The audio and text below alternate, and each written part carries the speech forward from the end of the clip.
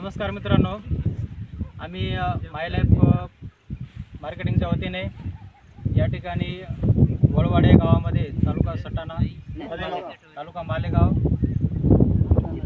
जिल्हा नाशिक या भागामध्ये आपण इंडिया ॲग्रोचे प्रोडक्ट या ठिकाणी दिलेले आहेत। सर आहेत आमच्यासोबत गोकुळ माळी सर आहेत।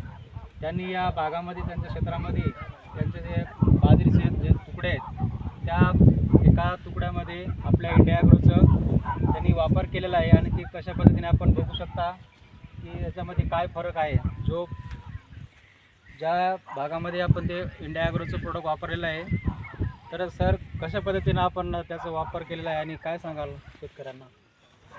तर ही एकाच दिवसाची पेरणी झालेली आहे, परंतु मग आपला रिझल्ट द्यायचा होता म्हणून सांगितल्याप्रमाणे मी ह्याच तुकड्याला फक्त एक ठिकाणी खत मारलेलं आहे, बाकीच ठिकाणी मारलेलं नाही। पण त्याचा आणि याचा मला खूप फरक वाटला। त्या तिकडच्या पिकामध्ये आणि ह्या पिकामध्ये जमीन आसमानचा फरक आहे।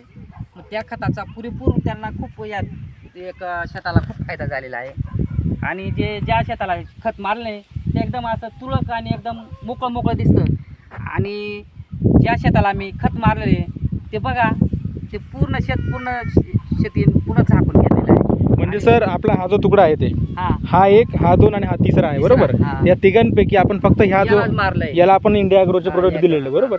तर याचा याची जी वाढ आहे ती या दोघांपेक्षा जास्त झालेली आहे। त्याची खूप 3-4 पटीने वाढ झालेली आहे। अच्छा, ती बघू शकता तुम्ही त्याची वाढ आणि याची वाढ एकच दिवसाची पेरणी, तरी फक्त याला खत मारल्यामुळे हे खूप म्हणजे 4 पटीने वाढून गेलं आणि ते अजून ती जमीन सोडलं नाही त्या पिकाने। एवढा मोठा रिझल्ट आहे।